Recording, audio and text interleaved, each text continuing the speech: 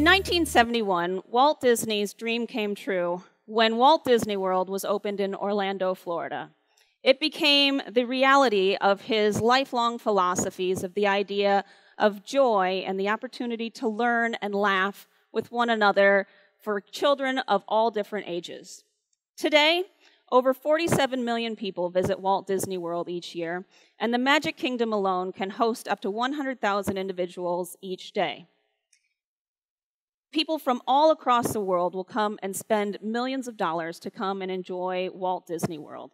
So millions are spent on food, on hotels, on transportation, on the entertainment packages, and of course, on the souvenirs. Now, these souvenirs are maybe some of the most important aspects that over 3 million Mickey Mouse ears are sold each year. And if you lined up all of the Mickey ears sold from just the Magic Kingdom alone, from ear to ear, that line would span over 175 miles. You have individuals who come and spend these millions of dollars on trinkets that really hold little redeeming value beyond that instantaneous level of joy when you purchase them. I will give you Exhibit A. You have here Main Street, USA, the envy of every downtown across America. On proud display, you have the classic style 80s slouch t-shirt in Cinderella fashion, the ever essential fanny pack, and you can't tell it on this picture, but it is actually embroidered with the year of purchase, so that's going to guarantee that that value is only going to go up on that fanny pack. And of course, your highly necessary Mickey Mouse ears, which in this particular fashion has the Cinderella slipper placed betwixt the two ears. So just what is it that draws all these people from across the world to come and spend arguably exorbitant amounts of money at this destination on things that are really traditionally unnecessary? It brings you to this statement where you have what is the self-proclaimed happiest place on earth. Whereas you enter the Magic Kingdom, everyone passes under this sign that says, "Here you leave today and enter a world of yesterday, tomorrow, and fantasy." So I love Disney, obviously, and maybe more than is healthy. But I think it's a fabulous place. But in the true spirit of Walt Disney, I think it begs some of the question, as we've talked a little bit today about passions and that wow factor, then it for me sparks the question of, can we create a happiest place on earth that is based in reality, that is based in the present overall? Now, I'm a pragmatic idealist, and so I think before you try and answer that kind of a question, then there's some other questions that you have to ask first of, is it financially beneficial to try and create some sort of happiest place on earth based in today and reality? How would one go about trying to do such a thing? And why would we do it maybe in Northwest Indiana? Now, before we try and answer those three questions, then I think it's important that you come to some sort of common definition of happiness, because it's a pretty broad term and it differs amongst individuals, because one person's dream experience may be another person's nightmare. So you have positive psychologists who, not unexpectedly, have numerous different definitions for the idea of happiness. But if you look at some common themes amongst those definitions, you'll find that there are two key aspects that seem to resonate in each of these different areas. The idea of earned success and the opportunity to add value to the world around you in some capacity. Now, those ideas of success, value, and the world around you can certainly be differentiated amongst each individual. So we look at these kinds of themes and think about how would you differentiate between maybe happiness and joy overall, that joy may be more of that quick spurt of euphoria when you win the lottery or you purchase the ridiculous items at Disney World, but happiness is really more that long-lasting, deep-seated feeling of contentment where you've earned some success and added value to the world around you. Arthur Brooks, who is an economist and the president of the American Enterprise Institute, recently wrote a book called The Road to Freedom, which really kind of outlines some of the economic principles and policy aspects correlated with happiness. And in his investigation of these different principles, he's really looked at what it is that kind of drives these ideas within American government that goes back to the Declaration of Independence, where Thomas Jefferson drew on the principles of life, liberty, and the pursuit of happiness. And Thomas Jefferson drew on many of these philosophies from John Locke, who was a Scottish philosopher who wrote many different things on the ideas of life, liberty, and the ownership of property. But Thomas Jefferson then took this idea to expand upon it to say that if the idea of the ownership of property is really someone's definition of success, that it could be expanded further, that success would be really measured more on the idea of happiness overall. And so that's why you end up with the Declaration of Independence that says not life, liberty, and the ownership of property, but life, liberty, and the pursuit of happiness overall. So if we define happiness to be this long-lasting, deep-seated feeling of contentment, where individuals have the opportunity to earn success and add value to the world around them, then we can start to answer some of the questions that we previously asked of, is it economically beneficial to pursue happiness-oriented development? How would we go about it? And then why start in Northwest Indiana? So to answer this first question of whether it's economically beneficial, I looked to two CEOs that have really kind of been some leaders in this area. The first being Tony Hsieh, who is the CEO of the internet retail giant Zappos Incorporated. And the second being Jim Clifton, who is the CEO of the global polling company Gallup.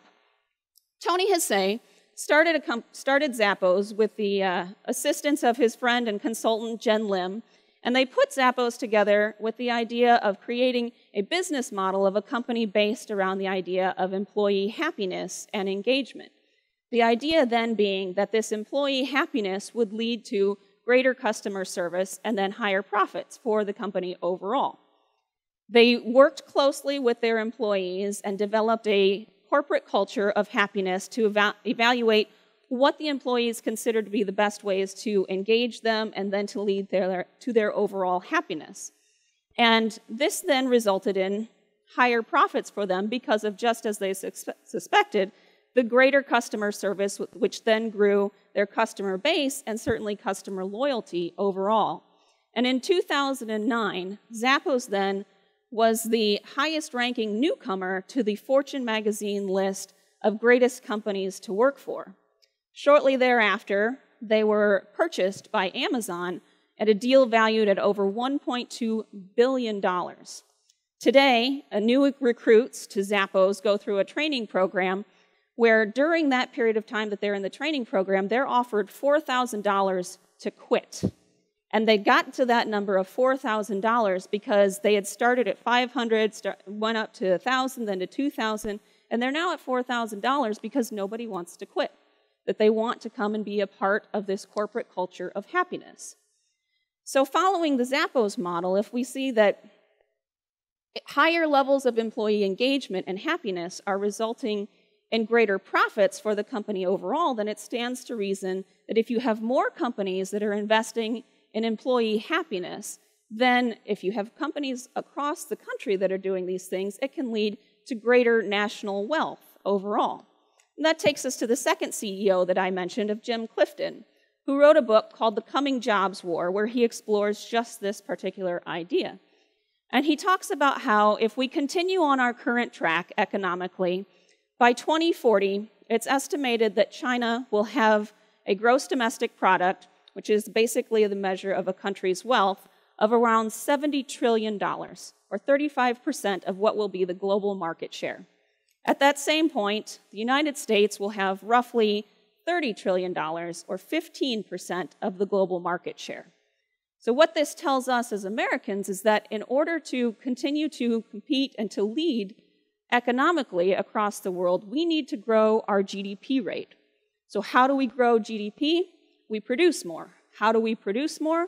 We better engage our employees and our citizens with happiness.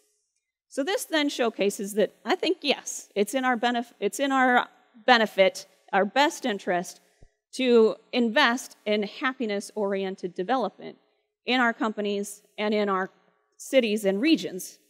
So then that leads to the next question of, okay, so that we've decided that it is in our best interest, how do we go about doing this? So in Jim Clifton's book, The Coming Jobs War, he talks about how what the 7 billion people across the world want is a good job. So what is it that is entailed in a good job? I think that's a number of the things that the company of Zappos tried to evaluate in their corporate culture of happiness. And Gallup did a research poll across many countries all over the world and thousands of employees to find out what best engages and leads them to happiness, to them feeling like they have a good job.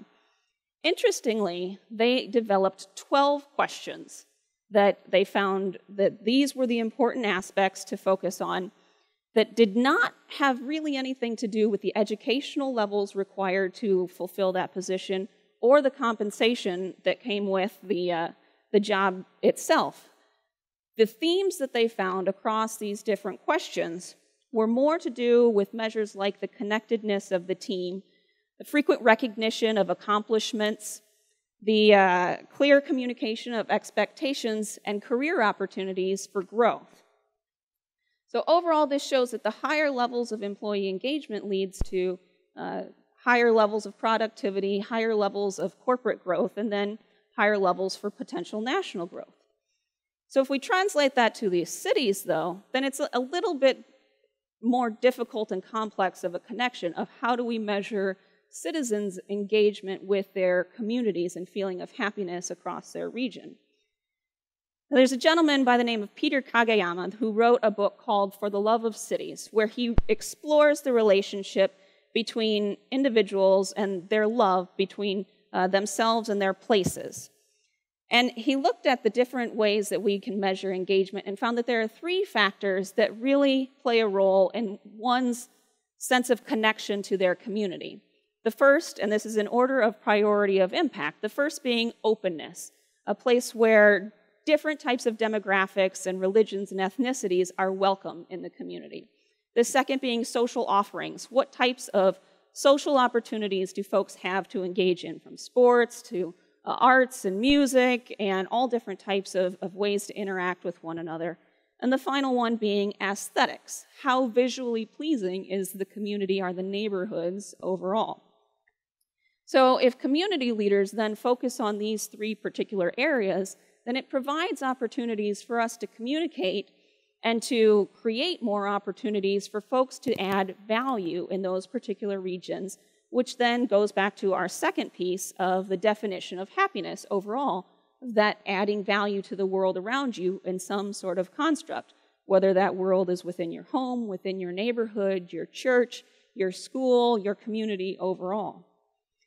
Some important aspects that Kageyama also points out, that he talks a little bit about some examples of extreme engagement from individuals that have really benefited the community overall, and he refers to them as love notes between the citizens and their community. And he gives a couple of references of an example in Lexington, Kentucky, where a husband and wife team planted roses around some of the stop signs in their neighborhoods. And there was another example of St. Petersburg, Florida, where they have every Saturday an open-air market where lots of folks come from across the neighborhoods to enjoy this market, and it has really endeared them to their neighborhood overall. But the important aspect of this is that not just you have these engagement pieces that are love notes with people in their communities, but he says people will fall in love with their communities because of these things, but you can't ignore the importance of the basics of things like safety and infrastructure. That while people won't fall in love with their cities because the roads are paved and the streets are safe, people will fall out of love with their communities if these things aren't provided for. An important aspect that community leaders always have to keep in mind. So then as we look at these 2 different things, we've talked a little bit about providing opportunities for earned success and driving engagement across the community and in corporations. Then the final piece is to then overlay the values of confidence, optimism, creativity, and drive overall to all these different initiatives. By adding these particular values, then you have the full package of innovation that creates an environment like Disney World, or in the Disney company before the creation of Disney World, where they would come up with these kinds of ideas where creativity can thrive. To give an example of this, we have this slide here, where we start from here you leave today and enter the world of yesterday and tomorrow. The sign that you see at the entrance to the Magic Kingdom. And if you go forward over the Pursuit of Happiness road here, and I took the overlay and the 6 different focus areas of the Northwest Indiana Regional Plan Commission's 6 focus areas for their pathway to 2040. And those 6 focus areas are the lanes that you see here of population and job growth, livable centers, revitalization, transportation, partnerships, and environmental stewardship.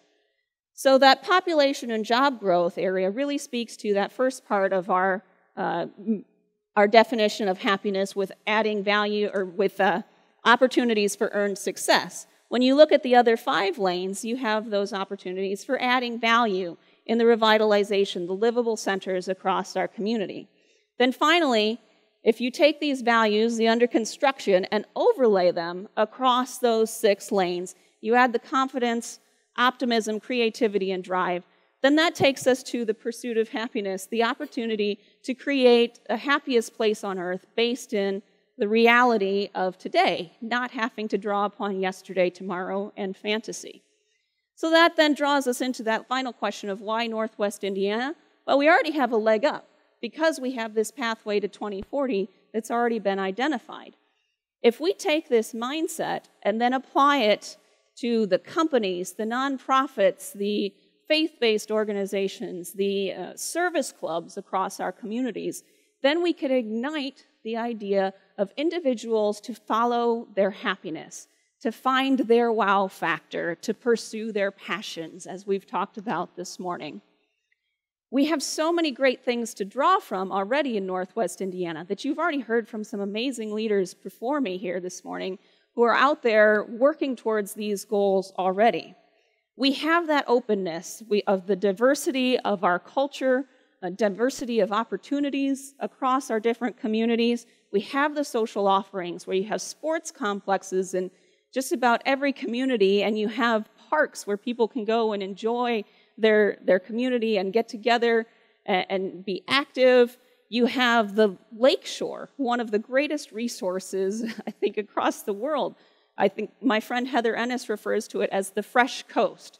And what a great opportunity for us to be able to take advantage of with our geography here. You have then the pleasing aesthetics across our different communities, people who have invested in the visual pleasingness across the different neighborhoods. We have our strong sense of pride and history that while it was rooted in a deep base of manufacturing, we've now evolved to a variety of different manufacturing and service sectors, as well as tourism, as we welcome people who are traveling to Chicago or to Michigan, and now they're wanting to come to Northwest Indiana as they start to realize the assets that we have available here at a much more affordable price than some of those other locations. So to go back to our original question of can we create a happiest place on earth based in today and in reality instead of yesterday, tomorrow, and fantasy, I think the answer is yes. When we ignite these different passions amongst one another, the happiness, we pursue our happiness in our individual and corporate and community lives overall.